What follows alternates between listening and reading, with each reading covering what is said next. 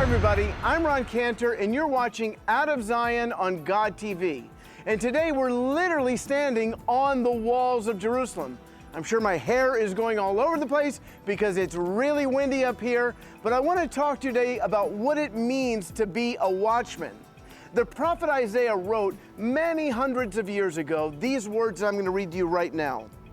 I have posted watchmen on your walls, O Jerusalem. They will never be silent day or night.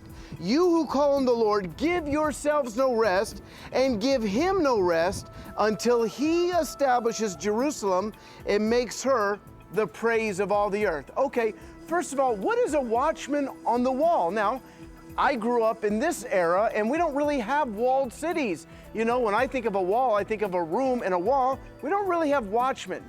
But you know that in ancient times, major cities were encircled by walls. And upon those walls were watchmen. And their job was to watch out to see if an enemy was going to attack.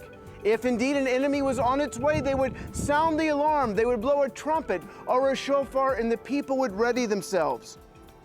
Now, God is calling us here to be watchmen. And he says that we are never to be silent day or night. We should be continually praying about this issue that we're going to get to in a minute that is on God's heart.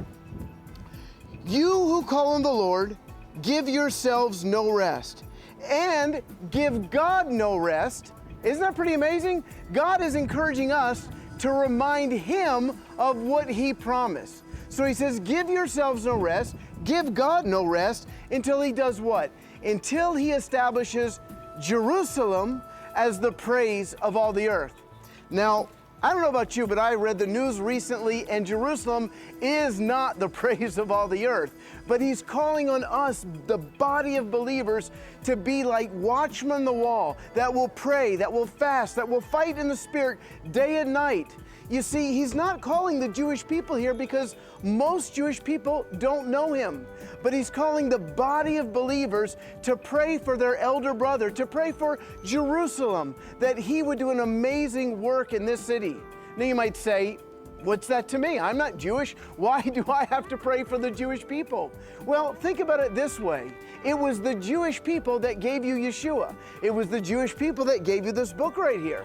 You remember Anna, she was a young lady, a widow. Her husband died. She came to the temple from that point on for the rest of her life and began to pray and fast for the Messiah to come. Then there was that old man Simeon, a prophet, who took the Messiah in his arms and held him before the Lord and prophesied. And the Lord had made him a promise that he would not die until he saw the Messiah.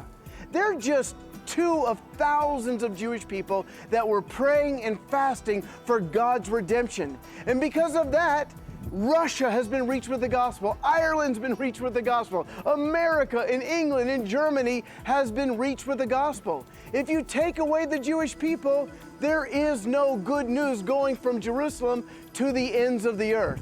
And so God is saying now it's in reversal. It was the Jewish people that birthed you. Now I'm calling you, church, to be watchmen on the walls of Jerusalem. You don't have to necessarily come here, although you're welcome to. It's an amazing sight to behold. But from wherever you are right now, you can pray for God's blessing, protection, and revival on Jerusalem and all the cities of Israel. Make sure to go to God.tv so you never miss an episode. And you can find me at roncantor.com. Shalom from the walls of the old city of Jerusalem. Please follow Ron on Twitter and Facebook at Ron S. Cantor to find out more about Ron and his ministry. For more information on God TV and the Out of Zion programs, or to view these programs again, go to god.tv/Zion.